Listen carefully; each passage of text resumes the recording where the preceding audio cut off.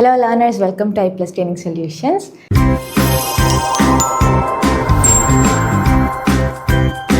NTU UGC Net Paper 2 Philosophyയുടെ 60 to 70 questions നമുക്ക് ഈ ഡിസ്കഷനിൽ നോക്കാം. ആദ്യമേ ഐഡൻറ്റിഫൈ ദി റോങ് പെയർ. ഇതിൽ തെറ്റായിട്ടുള്ള പെയർ ഐഡൻറ്റിഫൈ ചെയ്യാനാണ്. സാമന്വയത് അവിഭാഗത് വൈശ്വരൂപ്യസ്യ കാര്യത പ്രവർത്തേശ ഭേദനം പരിമാണം. ഇതിന് ഡെഫിനേഷൻസും തന്നിട്ടുണ്ട്. സാമന്വയത്തിൽ പറയുന്നത് there must be common source of the three gunas from which all worldly things arise. എല്ലാ കാര്യങ്ങളും നമ്മുടെ ഗുണാസിൽ നിന്നാണ് വരുന്നതെന്നുണ്ടെങ്കിൽ ഈ ഗുണാസിന് ഒരു സോഴ്സ് ഉണ്ടാകണം. അതാണ് സാമന്വയത്. അവിഭാഗത് വൈശ്വരൂപസ്യ പറയുന്നത് the effects point to a world cause where they are potentially contained. Effects ഉണ്ടാവും. സോ എഫക്ട്സ് ഉള്ളത് അതിൻ്റെ അർത്ഥം എന്താണ്? ഒരു കോസ് ഉണ്ടാവും. ഈ കോസിലായിരിക്കും പൊട്ടൻഷ്യലി എല്ലാം കണ്ടെയ്ൻ ചെയ്തേക്കുന്നതെന്നാണ് പറയുന്നത്. കാര്യത പ്രവർത്തേശ the activity that generates evolution must be inherent in the world cause and this cause is പ്രകൃതി. again cause ആണ്, ഒരു കോസ് ഉണ്ടാകും എന്നാണ് പറയുന്നത്. ഭേദനം പരിമാണത് all individual things are limited, conditional and finite and finite cannot be the cause of the universe. എല്ലാ നമ്മുടെ ഈ ലോകത്തിൽ കാണുന്ന കാര്യങ്ങളും ലിമിറ്റഡ് ആണ്, കണ്ടീഷനാണ്, ഫൈനൈറ്റ് ആണ്. ആൻഡ് ഫൈനൈറ്റ് ആയിട്ടുള്ള കാര്യങ്ങൾക്ക് എന്ത് ചെയ്യാൻ പറ്റില്ല? യൂണിവേഴ്സിനെ കോസ് ആകാൻ പറ്റില്ല. സോ ഇത് നാലെന്ന് പറഞ്ഞാൽ നമ്മുടെ പ്രകൃതിയുടെ എക്സിസ്റ്റൻസിന് വേണ്ടിയിട്ടുള്ള പ്രൂഫ്സ് ആണ്. Proofs for the existence of പ്രകൃതിയാണ്. ഇത് നാലെണ്ണത്തിലും ഏതോ ഒരെണ്ണം തെറ്റാണ്, ബാക്കി മൂന്നെണ്ണം ശരിയാണ്. സോ ഈ ഓപ്ഷൻസ് നോക്കിയാൽ തന്നെ ഓപ്ഷൻ 2ഉം 3യും പറയുന്നത് കോസിനെ പറ്റിയാണ്, സെയിം സാധനമാണ് പറയുന്നത്. So one of them is wrong. B ആണ് അല്ലെങ്കിൽ 2 ആണ് ഇതിൽ തെറ്റായിട്ടുള്ള ഉത്തരം. അവിഭാഗത് വൈശ്വരൂപ്യസ്യ എന്ന് പറയുന്നത് അതാണ് ഇവിടെ തെറ്റായിട്ടുള്ള ഉത്തരം. ബാക്കി മൂന്നും കറക്റ്റ് ആണ്. സാമന്വയത്ത് പറയുന്നത് എന്ത് തന്നെയാണ്? ഈ 3 ഗുണാസാണ് ബാക്കിയെല്ലാം സൃഷ്ടിച്ചതെങ്കിൽ ഈ ഗുണാസിനും ഒരു സോഴ്സ് ഉണ്ടാകും. ആ സോഴ്സ് പ്രകൃതിയാണെന്നാണ് പറയുന്നത്. കാര്യത പ്രവർത്തേശ പറയുന്നത് ഈ എവല്യൂഷൻ ഒക്കെ സംഭവിക്കുന്നത് ആക്ടിവിറ്റിയിലൂടെയാണ്. സോ ഈ ആക്ടിവിറ്റിക്ക് ഒരു കോസ് ഉണ്ടാകണം. ആൻഡ് ദാറ്റ് കോസ് ഈസ് പ്രകൃതി. ഭേദന പരിമാണത്ത് പറയുന്നത് എല്ലാം ഭയങ്കര ലിമിറ്റഡും ഫൈനൈറ്റുമാണ്. സോ ഫൈനൈറ്റ് ആയിട്ടുള്ള സാധനങ്ങൾക്ക് യൂണിവേഴ്സിൻ്റെ കോസ് ആകാൻ പറ്റില്ല. സോ പ്രകൃതിയാണ് യൂണിവേഴ്സിൻ്റെ കോസ് എന്നാണ് പറയുന്നത്. അപ്പം എന്താണ് അവിഭാഗത് വൈശ്വരൂപ്യസ്യ പറയുന്നത്? നമ്മുടെ സെക്കൻഡ് ഓപ്ഷൻ ശരിക്കും എന്താ പറയുന്നത്? The unity of the universe points to a single cause and this cause is പ്രകൃതി. നമ്മുടെ യൂണിവേഴ്സിൽ ഒരു യൂണിറ്റി ഉണ്ട് and that unity is because of പ്രകൃതി എന്നാണ് പറയുന്നത്. അപ്പോൾ ഇത് നാലും എന്താണ്? പ്രകൃതിയുടെ പ്രൂഫ്സ് ഓഫ് എക്സിസ്റ്റൻസ് ആണ്. അടുത്ത question, the cause is merely the mechanism by which a reason produces its consequences is the view advocated by. Cause എന്ന് പറയുന്നത് റീസൺ അതിൻ്റെ കോൺസിക്വൻസ് ഉണ്ടാക്കുന്ന ഒരു മെക്കാനിസം മാത്രമാണെന്ന് ആരാണ് പറഞ്ഞത്? സോക്രാറ്റീസ് ആണോ, പ്ലേറ്റോ ആണോ, അരിസ്റ്റോട്ടിൽ ആണോ, തേൽസ് ആണോ? ഈ 4 ഓപ്ഷൻസ് നോക്കിയാൽ സോക്രാറ്റീസോ പ്ലേറ്റോയോ തേൽസോ കോസിനെ പറ്റിയിട്ട് അങ്ങനെ പറയുന്നില്ല. അവരുടെ ഫിലോസഫിയിൽ അധികം കോസിനെ പറ്റിയിട്ട് അവർ പറയുന്നില്ല. അരിസ്റ്റോട്ടിലാണ് മെയിനായിട്ട് എന്ത് ചെയ്യുന്നത്? കോസിനെ പറ്റിയിട്ട് പറയുന്നത്. ആൻഡ് അരിസ്റ്റോട്ടിലിൻ്റെ കേസ് എടുക്കുകയാണെങ്കിൽ തന്നെ അരിസ്റ്റോട്ടിൽ കോസസ് 4 പറയുന്നത്. എന്തൊക്കെയാണ്? Material cause, formal cause, efficient cause and final cause. Material cause എന്ന് പറയുമ്പോഴേക്കും ഒരു കസേര ഉണ്ടെങ്കിൽ, ഒരു വുഡിൻ്റെ ചെയർ ആണെങ്കിൽ ആ വുഡിൻ്റെ ചെയർ ഉണ്ടാക്കാൻ ഉപയോഗിച്ച വുഡാണ് material cause. That matter the material from which something is made, അതാണ് മെറ്റീരിയൽ കോസ് എന്ന് പറയുന്നത്. ഫോർമൽ കോസ് എന്താ? അതിൻ്റെ ഷേപ്പും സ്ട്രക്ചറും പാറ്റേണും. എഫിഷ്യൻറ്റ് കോസ് എന്താ? ആ കാർപ്പൻറ്റർ അത് ഉണ്ടാക്കാനായിട്ട് സഹായിക്കുന്ന ആ ഏജന്റ് അല്ലെങ്കിൽ മെക്കാനിസം. ഫൈനൽ കോസ് എന്താ? അതിൻ്റെ പർപ്പസ് അല്ലെങ്കിൽ ഗോളാണ്. സോ ഇങ്ങനെ നോക്കുകയാണെങ്കിൽ നമ്മൾ ഈ പറഞ്ഞ സ്റ്റേറ്റ്മെന്റ്, അതായത് cause is merely the mechanism by which a reason produces its consequence എന്ന് പറയുന്നത് നമ്മുടെ എഫിഷ്യൻറ്റ് കോസ് എന്ന് പറയുന്ന തീമുമായിട്ട് കണക്റ്റഡ് ആണ്. നമുക്ക് കണക്ട് ചെയ്ത് പറയാൻ പറ്റും. സോ ഓപ്ഷൻ 3 അരിസ്റ്റോട്ടിലാണ് ഇവിടെ കറക്റ്റ് ആൻസർ. അടുത്ത ചോദ്യം, according to AJ Ayer, which of the following propositions lack any degree of meaning or any factual significance? AJ Ayer പറയുന്നത് ഈ പറഞ്ഞിരിക്കുന്ന 4 സ്റ്റേറ്റ്മെന്റ്സിൽ നിന്നും അല്ലെങ്കിൽ സെന്റൻസസിൽ നിന്നും ഏതിനാണ് ഫാക്ച്വൽ സിഗ്നിഫിക്കൻസോ അല്ലെങ്കിൽ മീനിങ്ങോ എനി ഡിഗ്രി ഓഫ് മീനിങ്ങോ ഇല്ലാത്തത് എന്നാണ് ചോദിക്കുന്നത്. Abortion is the wilful termination of a foetus. I believe that abortion is wrong. You should not have an abortion. Abortion is wrong. ഇതിലെ അപ്രോപ്രിയേറ്റ് ആയിട്ടുള്ള ആൻസർ ചൂസ് ചെയ്യാം. First statement, abortion is the wilful termination of a foetus. Abortion എന്ന് പറയുന്നത് ഫീറ്റസിനെ wilfully terminate ചെയ്യുകയാണ്. അതൊരു അബോർഷൻ്റെ definition അല്ലെങ്കിൽ meaning എന്ന് പറയും. സോ അവിടെ ഫാക്ച്വൽ സിഗ്നിഫിക്കൻസും മീനിങ്ങും ഉണ്ട്. Because it gives A definition. എന്താണ് അബോർഷൻ നമുക്കൊരു ഇൻസൈറ്റ് തരുവാണ് അവിടെ. സോ എക്ക് എന്തുണ്ട്? മീനിങ്ങും ഫാക്ച്വൽ സിഗ്നിഫിക്കൻസും ഉണ്ട്. I believe that abortion is wrong. എനിക്ക് തോന്നുന്നു അബോർഷൻ തെറ്റാണ്, അത് അവിടെ എൻ്റെ ഒപ്പീനിയൻ ആണ് പറയുന്നത്. അതൊരു സബ്ജക്റ്റീവ് ആയിട്ടുള്ള സ്റ്റേറ്റ്മെന്റ് ആണ്. AJ അയ്യർ പറയുന്നത് സബ്ജക്റ്റീവ് ആയിട്ടുള്ള സ്റ്റേറ്റ്മെന്റ് എംപിരിക്കലി വെരിഫയബിൾ അല്ല, അതിനെന്തില്ല ഫാക്ച്വൽ സിഗ്നിഫിക്കൻസ് ഇല്ല, എങ്കിൽ പോലും ഇതിൻ്റെ ഒരു മീനിങ് ഉണ്ടെന്നാണ് പറയുന്നത്. So it has A meaning and the question is lack any degree of meaning or any factual significance, so it has meaning. അതുകൊണ്ട് നമുക്ക് ബിയും കൺസിഡർ ചെയ്യാം. You should not have an abortion ചെയ്യാൻ പാടില്ല എന്ന് വേറൊരാളോട് നിർദ്ദേശിക്കുകയാണ്. So that is a normative അല്ലെങ്കിൽ പ്രിസ്ക്രിപ്റ്റീവ് സെന്റൻസ്. ഇങ്ങനെ ചെയ്യണം ചെയ്യരുത് എന്ന് പറയുന്നതിനൊക്കെ നമ്മൾ നോർമേറ്റീവ് എന്നാണ് പറയുന്നത്, നോർമേറ്റീവ് സെന്റൻസസ് എന്നാണ് പറയുന്നത്. So normative sentence according to Ayer does not have any factual significance, അതിന് എന്തില്ല ഫാക്ച്വൽ സിഗ്നിഫിക്കൻസ് ഇല്ല. സോ സി വരും. അബോർഷൻ ഈസ് റോങ്, അഗെയിൻ അതും ഒരു എത്തിക്കൽ സ്റ്റേറ്റ്മെന്റ് ആണ്. എത്തിക്കൽ സ്റ്റേറ്റ്മെന്റ്സ് എയർ പറയുന്നത് ഫാക്ച്വൽ സിഗ്നിഫിക്കൻസ് ഇല്ല എന്നാണ് പറയുന്നത്. സോ സിയും ഡിയും ആണ് നമ്മുടെ correct answer. According to Ayer, prepositions that lack any degree of meaning or factual significance are those that are neither empirically verifiable nor logically necessary. So empirically നമുക്ക് test ചെയ്യാൻ പറ്റില്ല, ലോജിക്കലി നെസസറിയും ആയിരിക്കില്ല. ഈ വ്യൂവിനെ ആളുടെ വെരിഫിക്കേഷൻ പ്രിൻസിപ്പിളിലാണ് പറയുന്നത്. സോ ഫസ്റ്റ് സെന്റൻസ് നോക്കുകയാണെങ്കിൽ abortion is the wilful termination of a foetus എന്ന് പറയുന്ന സെന്റൻസ് എടുക്കുകയാണെങ്കിൽ അതൊരു ഫാക്ച്വൽ സ്റ്റേറ്റ്മെന്റ് ആണ്. നമുക്ക് വെരിഫൈ ചെയ്യാൻ പറ്റും, അതിനെ എംപിരിക്കൽ ഒബ്സർവേഷനിലൂടെ വെരിഫൈ ചെയ്യാൻ പറ്റും, അല്ലെങ്കിൽ ഒരു ഡെഫിനേഷൻ കൊടുക്കാൻ പറ്റും. So it's meaning full and factually significant. കാരണം അബോർഷൻ എന്ന് പറയുന്ന ഒരു ടേം, അതിന് ഡെഫിനേഷനാണ് അത് പ്രൊവൈഡ് ചെയ്യുന്നത്. I believe that abortion is wrong എന്ന് പറഞ്ഞ സെന്റൻസ് ആണെങ്കിലോ അതൊരു സബ്ജക്റ്റീവ് സ്റ്റേറ്റ്മെന്റാണ്, സബ്ജക്റ്റീവ് ആണ്. അവിടെ ഒരു പേഴ്സണൽ ബിലീഫ് അല്ലെങ്കിൽ ആറ്റിറ്റ്യൂഡ് ആണ്. Ayer would argue that it is meaningful as it reflects an individual's mental state. ഒരു ഇൻഡിവിജ്വലിന്റെ മെന്റൽ സ്റ്റേറ്റിനെ റിഫ്ലക്ട് ചെയ്യുന്നത് കൊണ്ട് അതിന് മീനിങ് ആണെന്നാണ് എയർ പറയുന്നത്. പക്ഷെ അതിന് എന്തില്ല, എംപിരിക്കൽ ടെസ്റ്റബിലിറ്റി ഇല്ല. So it is not factual because it is a personal belief, but it still has meaning. അതുകൊണ്ടാണ് 1ഉം 2ഉം വരാത്തത്. മൂന്നാമത്തേത് you should not have an abortion. നിങ്ങൾ അബോർഷൻ ചെയ്യാൻ പാടില്ല എന്ന് പറയുന്ന ഒരു സെന്റൻസ് ആണെങ്കിൽ അതൊരു നോർമേറ്റീവ് അല്ലെങ്കിൽ പ്രിസ്ക്രിപ്റ്റീവ് സ്റ്റേറ്റ്മെന്റ് ആണ്. അവിടെ ഒരു നോർമൽ ജഡ്ജ്മെന്റ് ആണ് കാണുന്നത്. Ayer might argue that it lacks factual significance because it cannot be empirically verifiable or tested. നമുക്ക് എംപിരിക്കലി ടെസ്റ്റ് ചെയ്യാനോ വെരിഫൈ ചെയ്യാനോ പറ്റാത്തത് കൊണ്ട് അതിന് എന്തില്ല, ഫാക്ച്വൽ സിഗ്നിഫിക്കൻസ് ഇല്ല. It is not a statement of fact but rather an ethical imperative. And according to Ayer's verification principle, ethical statements are not factually significant in terms of logical positivism. Abortion is wrong. അവിടെയും അതൊരു normative statement ആണ്. Similar to the same proposition C, Ayer would likely say it lacks factual significance because it is a moral judgment and cannot be empirically verifiable. So Cയും Dയും നമ്മുടെ answer ആയി കിട്ടി. അടുത്ത question, a square circle is neither believed nor disbelieved. It does not even have a spoken content is the view advocated by Rabindranath Tagore, Krishnachandra Bhattacharya, Sri Aurobindo, M.K. Gandhi. അപ്പം ഒരു square circle എന്ന് പറയുന്നത് വിശ്വസിക്കാനും പറ്റില്ല അവിശ്വസിക്കാനും പറ്റില്ല എന്ന് പറഞ്ഞത് ആരാണ്? ഭട്ടചാര്യ ആണോ, ടെഗോർ ആണോ, ഒറബിന്ദോ ആണോ, ഗാന്ധി ആണോ? സോ ദിസ് പർട്ടിക്കുലർ സ്റ്റേറ്റ്മെന്റ് ഭട്ടചാര്യയുടെ ആണ്, കൃഷ്ണചന്ദ്ര ഭട്ടചാര്യയുടെ ആണ്. He argued that certain concepts like a square circle are meaningless because they represent logical contradictions. ഇപ്പോൾ സ്ക്വയർ സർക്കിൾ ഒക്കെ പറഞ്ഞ അല്ലെങ്കിൽ സ്കൈ ലോട്ടസ് ഒക്കെ പോലെയുള്ള സാധനങ്ങൾക്ക് എന്താണ് ലോജിക്കൽ, സ്കൈ ലോട്ടസിനില്ല, സ്ക്വയർ സർക്കിൾ പോലെയുള്ള സാധനങ്ങൾക്ക് എന്തുണ്ട്, ലോജിക്കൽ കോൺട്രഡിക്ഷൻസ് ഉണ്ട്. Because they both can exist at the same time together. Logical contradictions ഉള്ള സ്റ്റേറ്റ്മെന്റ്സ് ആണ്. അതുകൊണ്ട് തന്നെ അതിന് എന്തില്ല, എംപിരിക്കലി വെരിഫൈ ചെയ്യാനോ ഒരു കൊഗ്നീറ്റീവ് എലമെന്റോ ഇല്ല. അതുകൊണ്ട് നമുക്ക് അതിനെ വിശ്വസിക്കാനും പറ്റില്ല അവിശ്വസിക്കാനും പറ്റില്ല എന്ന് പറയുന്നു. അടുത്ത ചോദ്യം, choose the most appropriate answer. The Nyaya school advocates Anyathakhyativada. The Prabhakara school of Mimamsa opposes അഖ്യാതിവാദ.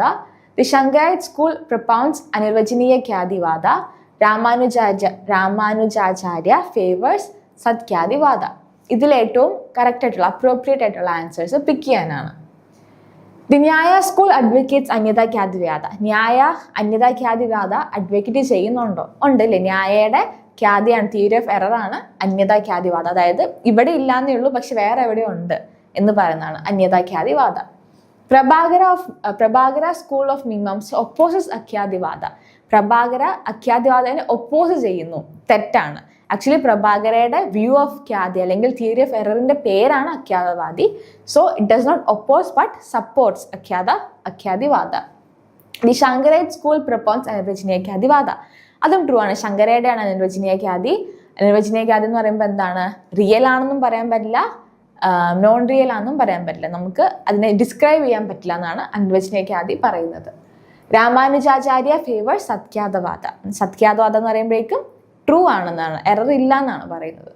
Okay, so ഇതിൽ ബി ഒഴിച്ച് ബാക്കി 3 ശരിയാണ്, എയും സിയും ഡിയും. ഓപ്ഷൻ 3. പ്രഭാകര സ്കൂൾ എന്ത് ചെയ്യുന്നു? അവർ സപ്പോർട്ട്സ് അഖ്യാതിവാദ, നോട്ട് ഒപ്പോസസ്. 16ാമത്തെ ചോദ്യം, which is question number 66. What among the following is a fundamental tenet of Deen Dayal Upadhyay's integral humanism? Deen Dayal Upadhyayയുടെ ഇന്റഗ്രൽ ഹ്യൂമാനിസത്തിലെ ഒരു ഫണ്ടമെന്റൽ ടെനറ്റ് ഇതിൽ ഏതാണ്? Emphasis on material prosperity, utilitarian ethics, harmonizing individual and collective well-being with spiritual progress, preference for a capitalistic regime. So ഇവിടെയും നമുക്ക് ആ ക്വസ്റ്റ്യനിൽ തന്നെ ഇന്റഗ്രൽ ഹ്യൂമാനിസം എന്ന് പറഞ്ഞ ഒരു ടേമിൽ നിന്ന് തന്നെ നമുക്ക് ഉത്തരം കിട്ടും. ഇന്റഗ്രൽ എന്ന് പറയുമ്പോൾ തന്നെ എന്താണ്? കൂട്ടി യോജിപ്പിക്കുക എന്നാണ് അർത്ഥം. So here harmonising individual and collective wellbeing with spiritual progress. Individual and collective വെൽബീങ്ങിനെ ഒരുമിച്ച് കൊണ്ടുവരുന്നു, ആൻഡ് ദാറ്റ് ടു അവരുടെ സ്പിരിച്വൽ പ്രോഗ്രസ്സും ഉണ്ട്, അതേപോലെ തന്നെ മെറ്റീരിയൽ പ്രോഗ്രസ്സും വരുന്നുണ്ട്. സോ ഓപ്ഷൻ സി ആണ് ഉത്തരം. Integral humanism proposed by Deen Dayal Upadhyaya presents a holistic view. Holistic എന്ന് വെച്ചാൽ എന്താണ്? മൊത്തത്തിലുള്ള holistic view of human development that integrates both material and spiritual progress. So അവിടെ മെറ്റീരിയൽ പ്രോഗ്രസ്സും സ്പിരിച്വൽ പ്രോഗ്രസ്സും വേണം എന്നാണ് ഉപാധ്യായ പറഞ്ഞത്. A central tenet is the upliftment of the poorest and most marginalized members of society. So ഇതിൻ്റെ ഒരു പ്രധാനപ്പെട്ട കാര്യം എന്ന് വെച്ചാൽ സൊസൈറ്റിയിലെ ഏറ്റവും പൂവറസ്റ്റ് ആയിട്ടുള്ളതും മാർജിനലൈസ്ഡുമായിട്ടുള്ള ആൾക്കാരെ അപ്ലിഫ്റ്റ് ചെയ്യുക എന്നുള്ളതാണ് ആൾ ഉദ്ദേശിച്ചത്. ഇതുകൊണ്ട് Antyodaya means the rise of the last person, അവസാനത്തെ ആൾ വരെയും എന്ത് ചെയ്യണം? മുന്നോട്ടേക്ക് വരണം. The rise of the last person. This idea calls for prioritizing the welfare of the weakest and most neglected sections of society. The focus is on ensuring that development reaches everyone, particularly the underprivileged. Development എല്ലാവരിലേക്കും എത്തിക്കണം, especially the അണ്ടർപ്രിവിലേജ്ഡ് ആയിട്ടുള്ള ആൾക്കാരിലേക്ക് എത്തിക്കണം. അതാണ് Antyodaya of Upadhyaya. He is called Atman because he eats, swallows, absorbs the different elements constituting the objective world. This view is held by which Upanishad? He is called Atman because he eats, swallows and absorbs the different elements constituting the objective world. ഈ പറഞ്ഞിരിക്കുന്നത് ഇതിൽ ഏത് ഉപനിഷത്തിലാണ് വരുന്നത്? മുണ്ടക ഉപനിഷത്തിലാണോ, മാണ്ഡൂക്യ ഉപനിഷത്തിലാണോ, തൈത്തരീയയിലാണോ, ഐത്തരീയയിലാണോ? So this comes in the Taittiriya Upanishad. Taittiriya ഉപനിഷത്തില് ആനന്ദവള്ളി സെക്ഷനിലാണ് ഈ പറഞ്ഞ ആ ഒരു സ്റ്റേറ്റ്മെന്റ് കാണാൻ പറ്റുന്നത്. It describes the nature of Atman and its relationship with the world. So ആ സ്റ്റേറ്റ്മെന്റിലൂടെ ആത്മന്റെയും ആത്മൻ വേൾഡുമായിട്ടുള്ള റിലേഷൻഷിപ്പിനെ പറ്റിയിട്ടുമാണ് പറയുന്നത്. The passage metaphorically speaks about how Atman absorbs or assimilates the elements of the material world, suggesting that the self is the ultimate consuming principle that sustains everything in the universe. So ഇവിടെ ആ ക്വസ്റ്റ്യനിൽ Eats, സ്വോളോസ്, absorbs എന്ന് പറഞ്ഞ വാക്കുകൊണ്ട് ഉദ്ദേശിക്കുന്നത് എന്താണ്? അതൊരു metaphor ആണ്. ശരിക്കും ഇറ്റ് മീൻസ് ദാറ്റ് ആത്മൻ ആണ് എല്ലാത്തിനെയും സസ്റ്റെയിൻ ചെയ്യുന്നത്, എല്ലാത്തിനെയും അസിമുലേറ്റ് ചെയ്യുന്നതും അബ്സോർബ് ചെയ്യുന്നതും ആത്മൻ ആണ് എന്നാണ് അത് കാണിക്കാൻ ഉദ്ദേശിച്ചത്. നമ്മൾ യൂഷ്വലി ആത്മന്റെ കാര്യം പറയുമ്പോഴേക്കും essence of life and consciousness എന്നാണ് അല്ലേ, നമ്മുടെ സോളായിട്ടാണ് ആത്മനെയൊക്കെ നമ്മളെപ്പോഴും ഇൻഡിവിജ്വൽ സെൽഫായിട്ടാണ് കൺസിഡർ ചെയ്യാറ്. പക്ഷെ അത് മാത്രമല്ല, പകരം നമ്മുടെ മെറ്റീരിയൽ വേൾഡിന്റെ സോഴ്സും സസ്റ്റെയിനറും ആത്മനാണെന്നാണ് ഉദ്ദേശിക്കുന്നത്. അടുത്ത question, which Hellenic thinker introduce the fanciful and mythological terms love and hate for the first time in the philosophical discourse? ആദ്യമായിട്ട് ലവ് ആൻഡ് ഹെയ്റ്റ് ഈ വാക്കുകൾ ആരാണ്, ഏത് ഹെലനിക് തിങ്കറാണ് ഇൻട്രൊഡ്യൂസ് ചെയ്തത്? ക്സീനോഫെയിൻസ്, അനക്സഗോറസ്, എംപഡോക്കിൾസ്, ലൂസിപ്പസ്? ഓപ്ഷൻ 3, എംപഡോക്കിൾസ് ആണ് ആദ്യമായിട്ട് ലവ് ഹെയ്റ്റ് പോലെയുള്ള വാക്കുകൾ കൊണ്ടുവരുന്നത്. എംപഡോക്കിൾസ് ഒരു പ്രീ സോക്രാറ്റിക് ഫിലോസഫർ ആയിരുന്നു. നമ്മുടെ 4 classical elements earth, air, fire, water അത് ആളാണ് കൊണ്ടുവന്നത്. Also cosmic forces of love or philotes and strife or neikos ഈ കോൺസെപ്റ്റ്സും കൊണ്ടുവന്നത് എംപഡോക്കിൾസ് ആണ്. ഈ ഫോഴ്സസ് ആൾ പറയുന്നത് നമ്മുടെ ക്രിയേഷൻ്റെയും ഡിസൊല്യൂഷൻ്റെയും കാര്യമാണ്, ലൈക്ക് റീസൺ ആണെന്നാണ് പറയുന്നത്. സോ ലവ് ഉണ്ടെങ്കിലാണ് ക്രിയേഷൻ ഉണ്ടാകുന്നതെന്നും എല്ലാം യുണൈറ്റ് ചെയ്ത് വരുന്നതെന്നും ഹെയ്റ്റിലൂടെയാണ് എല്ലാം ഡിസഗ്രിഗേറ്റ് ചെയ്യുന്നതെന്നും ഡിവൈഡ് ചെയ്യുന്നതെന്നുമാണ് എംപഡോക്കിൾസ് പറഞ്ഞത്. സോ ലവും ഹെയ്റ്റും, love is the force that unites and brings things together while hate or strife is the force that separates and divides. അടുത്ത ക്വസ്റ്റ്യൻ, ഇതൊരു ലോജിക്കിന്റെ question. Which among the following are correctly matched if A, B, C are true and X, Y, Z are given as false? This is actually not clear അല്ലേ, പക്ഷേ Okay, we'll try.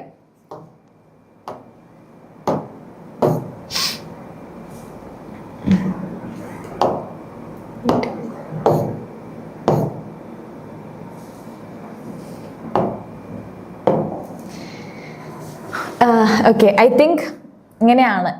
Negation Z and negation C false ആണെന്നാണ് തന്നേക്കുന്നത്. Negation Z and negation C false ആണെന്നാണ് തന്നേക്കുന്നത്.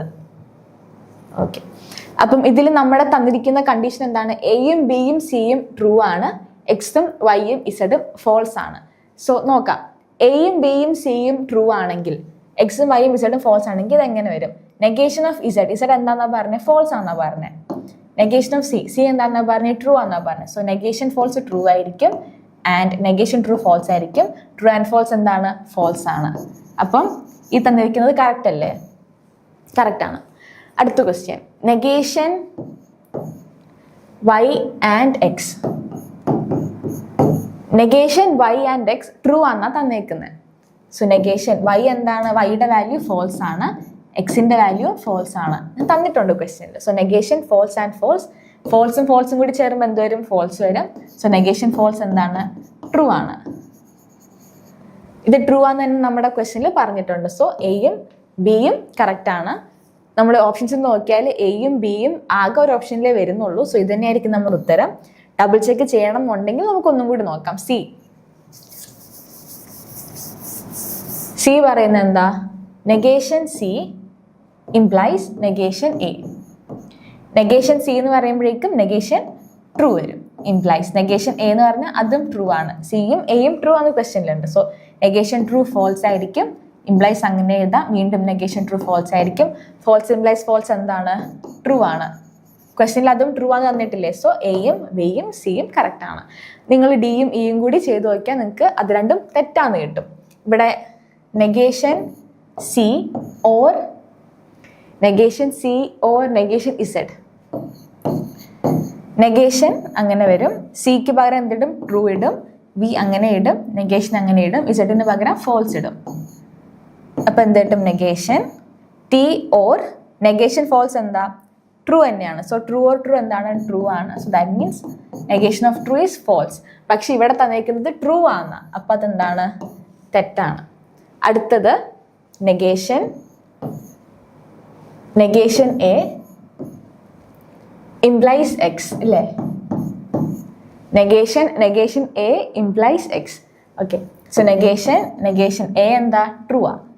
Implies false. Negation T വരുമ്പോൾ false വരും. Implies false വരും. False implies false is true. So negation true is again false. ഇവിടെ true ആ തന്നേക്കുന്നത്. അതും തെറ്റായിട്ട് കിട്ടും. എയും ബിയും സിയും കറക്റ്റ് ആണ്. ഡിയും ഇയും തെറ്റാണ്. ഓക്കെ, അപ്പം answer is A, B and C. Yes. Okay, അടുത്ത question. Consider the following statements about Indian ethics and select the correct ones. Indian എത്തിക്സിന്റെ കോണ്ടെക്സ്റ്റിൽ ഇതിൽ ഏതൊക്കെയാണ് correct? Arthasangraha is a text of ന്യായ clarifying the concepts of ethics. Laukigo Margo Anusradhavya is accepted by the Charvaka.